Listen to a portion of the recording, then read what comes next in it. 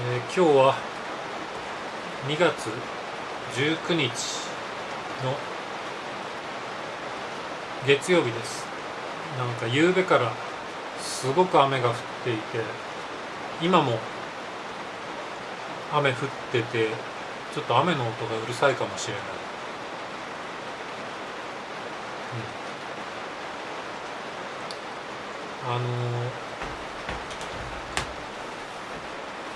庭のすぐポーチの目の前に大きいブリキのたらいを雨水を受けてる大きいバケツとは別にパレットで作った足の上にたらいを置いてあるんですけど、あれは春に向けてまたメダカのビオトープをやろうかなと思って今準備しているところなんです。今日もこの雨でもうなんか満タンになりましたね。あれを3月ぐらい、来月、3月4月ぐらいまであそこに置いといて、でこうなんとなく自然の水たまりみたいな感じにして、ちょっと石とか入れて睡蓮でも植えようかなと思っているところです。前にもね、あそこでメダカを飼って睡蓮を育ててたんですけど、一回藻が大量発生してしまって、でメダカも死んでしまったので一回全部なしにしたんですけど、また今年チャレンジしてみようかなと思っています。で質問に答えようかなと思って、メインチャンネルの方に来た質問もこっちのセカンドチャンネルに来た質問ももう全部こっちで答えていきます。最近のやつだとお皿とスプーン、まな板は手作りですか？これお皿とスプーンは手作りなんですよ。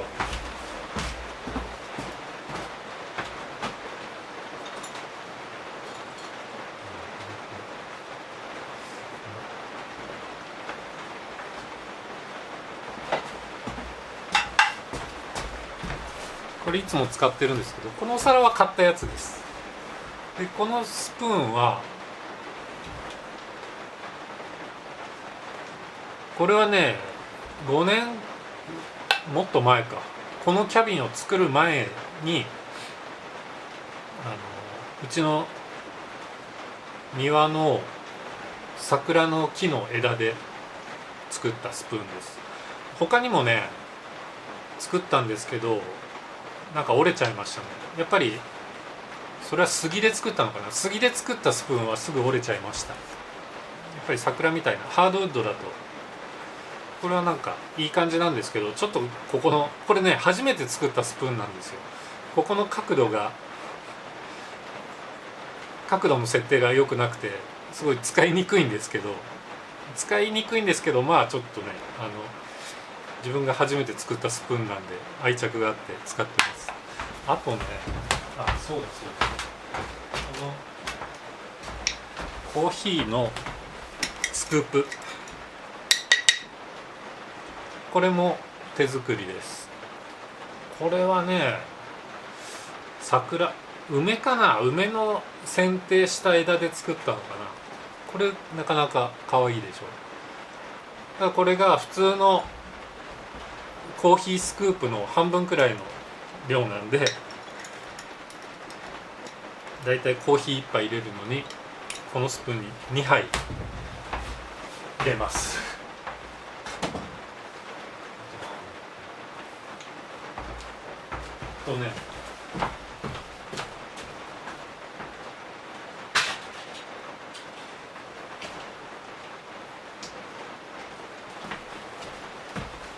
こういう小さじもね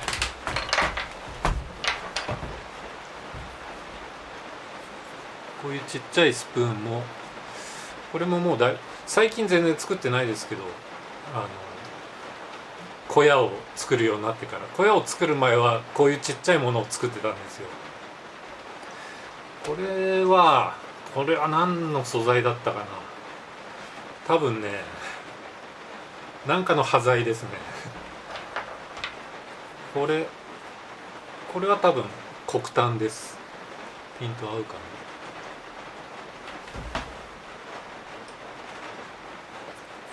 な。なんかね、チョコキャラメルみたいな。これはまあでも可愛いかなと思ってちっちゃい端材があったんで作ったんですけど、あまり使い道がないですね。まあお砂糖とかにしてはちょっと絵が短いかな。まあでもなんかここ穴開いてるんで、ここに革の紐通してこうペンダントにしても可愛いんじゃないでしょうか。これは作りかけですね。なんかまだ荒削りの段階で何年もほったらかしてるやつです。これはあとはこうやすりかけるか、まあナイフでもっとちゃんと仕上げれば。これは割となんかちゃんとした形になってますね。なんで途中でやめちゃったんだろう。この小屋を建て始めたからかな。まあそんな感じです。次、今年はポーチにブランコを作る年になりますか。ポーチのブランコね。ただね、多分ここのポーチがそこまで頑丈には作ってないので、ちょっとポーチブラン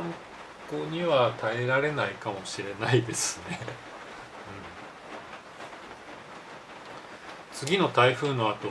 ランプと一緒に海岸でビーチコーミングをしたら、キャビンのために面白いものを見つけられるんじゃないかな。ビーチコーミングね。ここからね、そういうビーチまで車で3時間くらい、もっとかかるかな、3時間ちょっとぐらいかかるかな。こっから熊本の中心市街地を抜けてさらに西に行って天草に行くと、天草の本当西海岸の方に行くとね、すごく綺麗な海があるんですよ。なんかそうですね、シーガラスとか拾いに行くのはランプと一緒に楽しいかもしれない。もうちょっと、あったかくなったら行こうかな。軽トラの後ろになんか箱を作ったでしょ。あれをちゃんと仕上げて中に断熱材とか入れて、そしたら車中泊とかもできるんで、それで天草まで行くのもいいかもしれない。そうそう、なぜあなたは人の質問に答えないのですかと、多分ねメインチャンネルの方に来たんですよね。まあね、まあ確かにね、なんで質問してんのに答えてくれないんだ。全ての質問に答える必要はないとは思うんですけど、まあ答えたい質問には答えます。なんかプライバシーに関わるようなことは、スルーしますけど、まあただあっちのメインチャンネルの方はあくまであれはもうなんだろうな、半分ファンタジーの世界だと思ってほしいんですよ。あそこでブリュッケという山小屋でなんか怪しげな日本人のおじさんがなんじゃかんじゃ毎週やってるというのを、なんとなく楽しんでもらえればいいかなと思って、なんかそれで、そういうファンタジーの中にいる人がの実際はどうなのかとか、そんなに知らなくてもいいことなのかなと思って、知りたいっていう人もいるんでしょうけど、まあ知りたい人は多分こっちの少しでも手がかりがありそうなこっちのセカンドチャンネルの方も見ていただいてるんだと思うんですけど、別に知りたくないやって人はこっちは見ずに向こうだけ見てるっていう人も多分結構たくさんいると思うんですよね。なのでまあもともとねチャンネルを始めたのが、こんなこと言うとせっかく見ていただいてる人の中には気分を害す人もいるかもしれないんですけど、別にね積極的に視聴者の方と交流をしたいっていうわけではないんですよ。あくまでなんだろうな、僕が何か得たものを発信インプットしたものをアウトプットする場所なんですよね。なんかインプットしたものってアウトプットして初めてなんか自分の身につくというか、だから今まではそのメインチャンネルの方でやってた木工の技術だったり建築とかそういう芸術的なことを、見てもらって、まあそれで見たいという人がいればどうぞ見てくださいっていうスタンスなんですよね。だから、すみませんけど全て自分のためにやってることなんですよ。だからサービス精神がないのは、当然っちゃ当然なんですけどね。それでもねなんかいろいろ楽しんで見ていただいて、中にはプレゼントを送っていただいたりね、スーパーサンクスとかで支援してくれる方もいらっしゃるので、なんかそれなりに応えなきゃいけないんだろうなという気持ちもあるんですよ。ただまあそういう皆さんに応えていくっていうのは、動画を作るのをやめないっていうことなのかなと思って、別にそのために無理して頑張ったりはしてないですけど、視聴する皆さんも楽なスタンスでお願いします。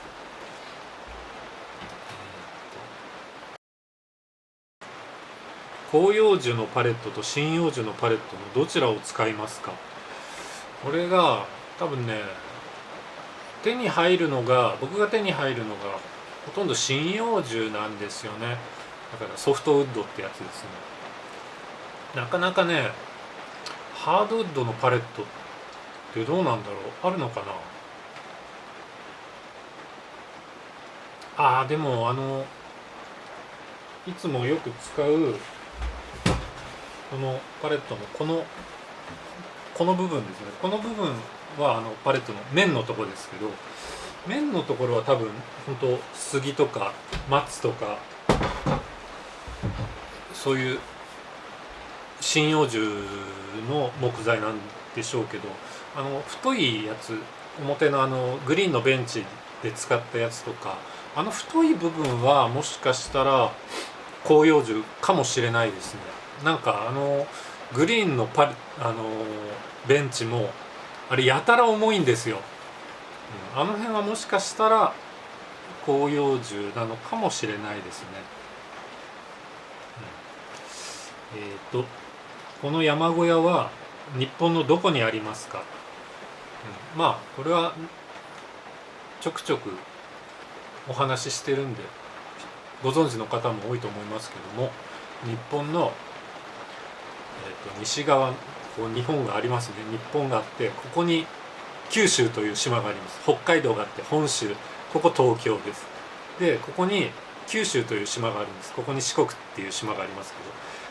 でここの九州の真ん中あたりの熊本県のさらに熊本県の真ん中に阿蘇山という5つの山からなる阿蘇山っていう山がありまして、そこのエリアです。阿蘇山というのは活火山で、ちょいちょい噴火してます。なんかこの間先々週ぐらいにまたなんか警戒レベルが2に上がって、ちょっと活動が活発になってるみたいですけど、まあ何年か前にね、3年ぐらい前かなに結構噴火が続いた時が、もうね毎日火山灰が降ってきてて大変だったんですよ。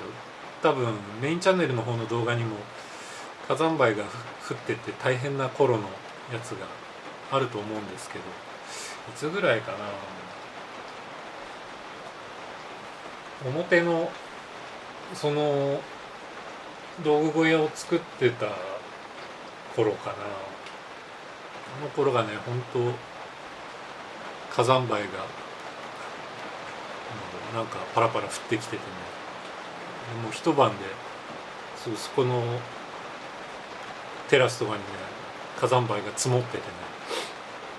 大変でしたね。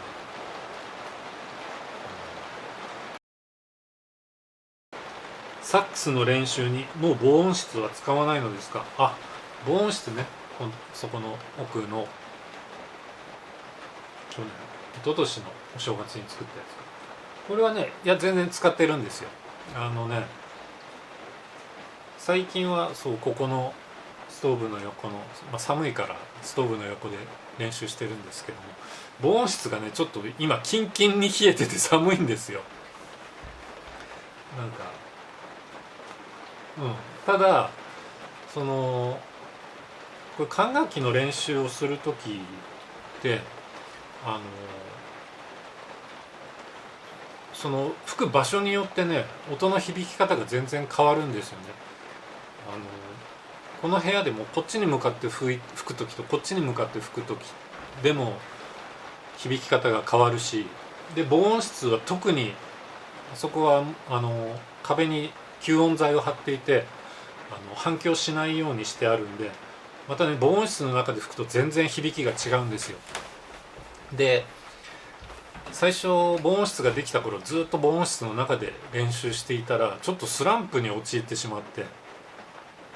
もうなんかどんな吹き方してもなんか